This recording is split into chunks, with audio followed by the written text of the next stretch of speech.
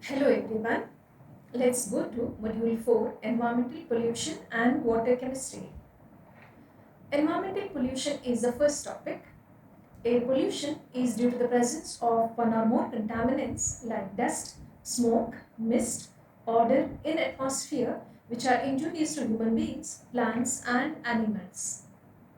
What are the sources of air pollution? The sources of air pollution can be classified into two types, natural and anthropogenic. Natural sources are volcanic eruptions, releasing of poisonous gases like sulfur dioxide, hydrogen sulfide, carbon monoxide, forest fires, natural organic and inorganic decay, vegetative decay, marsh gases, deflation of sand and dust, pollen grains of flowers, etc. Anthropogenic sources like deforestation, burning of fossil fuels, and fire emissions from vehicles, rapid industrialization, agricultural activities, and wars. This is one example for the air pollution caused by vehicles, which are the major sources of air pollution. Industries also cause air pollution to a major extent. One example for air pollution is the Melbourne dust storm, which occurred in 1983 during daylight, and the daylight turned into darkness as a dust cloud reaching up to 3,500 meters in height blanketed Melbourne. Another example is the Great Smog of London, or Great Smog of 1952, which killed more than 4,000 people. Primary air pollutants. One example is carbon monoxide. Carbon monoxide is a colorless, odorless, toxic gas. It is released by burning of charcoal and from automobiles. What are the ill effects of carbon monoxide?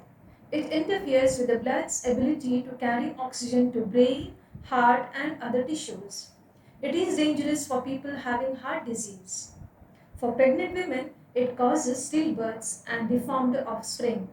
The carbon monoxide combines with hemoglobin in the blood 200 times faster than oxygen to form carboxyhemoglobin. Low level of carbon monoxide poisoning may lead to headache and dizziness.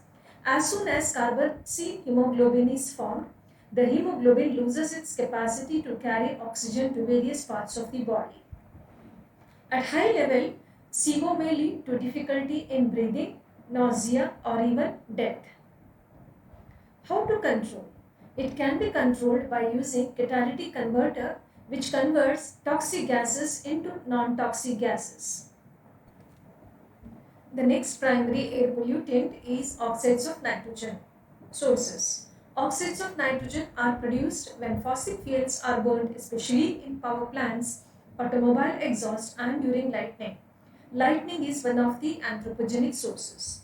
These oxides of nitrogen compounds contribute to acid rain formation.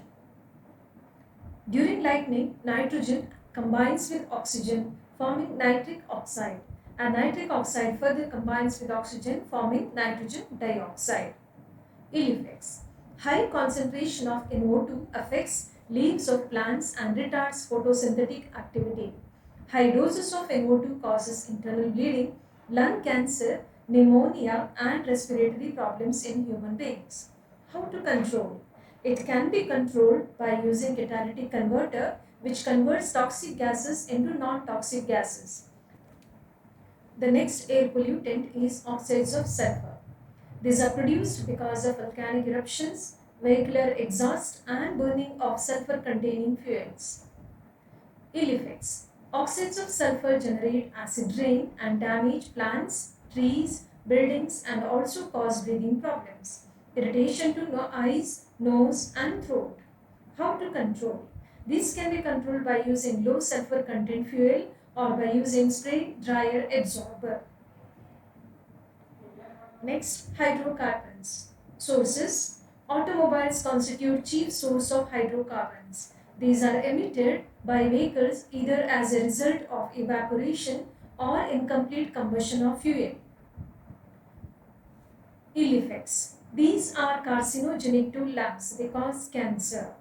They harm plants by causing aging, breakdown of tissues, and shedding of leaves and flowers. Secondary pollutants produced by hydrocarbon and NOx result in formation of photochemical smog, which causes irritation to eyes, nose, and throat. How to control? Hydrocarbons from vehicles can be controlled by applying techniques like incineration, absorption, and condensation. The next air pollutant is particulate matter.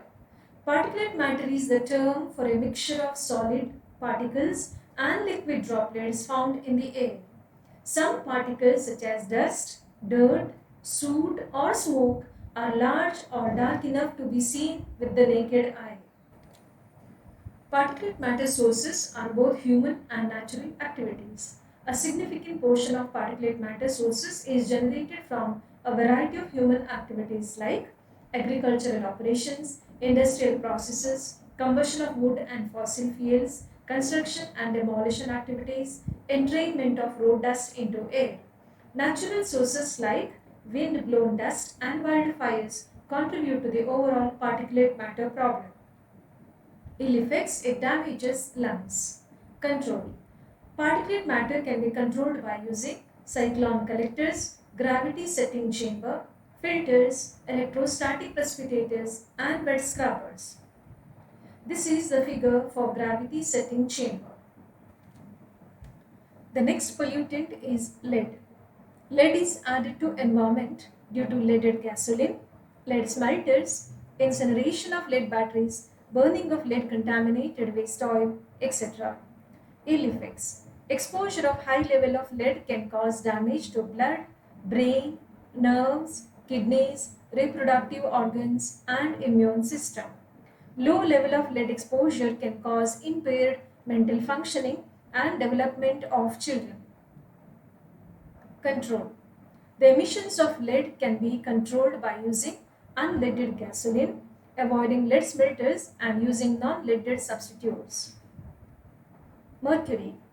Mercury is released in the course of industrial processes such as coal combustion, mercury mining, manufacture of chlorine and caustic soda, metal processing, waste management, and incineration. Ill effects. Exposure to mercury and mercury compounds is harmful for human health, especially for the fetus and children at early ages of development. Control. Dumping mercury in proper place. The secondary air pollutants. Ozone. Ozone is a colorless and highly irritating gas. Sources. Ozone is not emitted directly into the air but is created by photochemical reactions from the action of UV photons on oxides of nitrogen.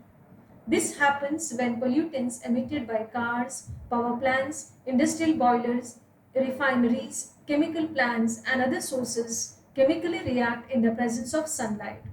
Ozone is harmful air pollutant at lower atmosphere and should not be confused with ozone in the upper atmosphere.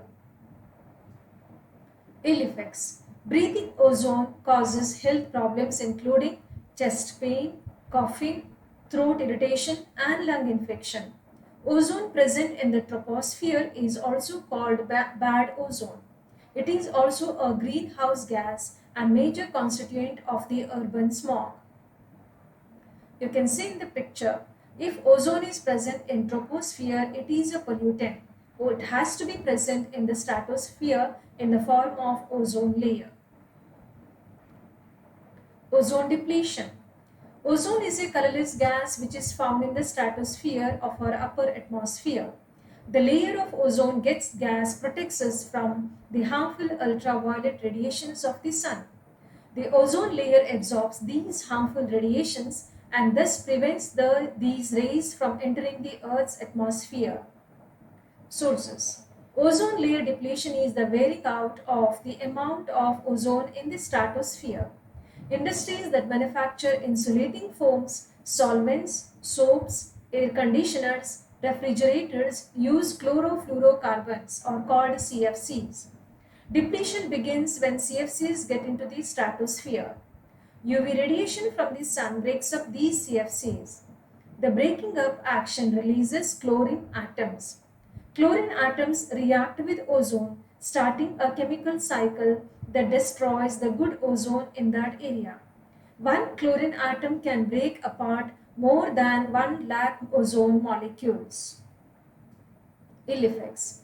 Ozone layer depletion may lead to skin cancer, aging of skin, damage to eyes, and immune system. Control. Ozone layer depletion can be prevented by avoiding CFCs and hydrofluorocarbons and other ozone depleted products.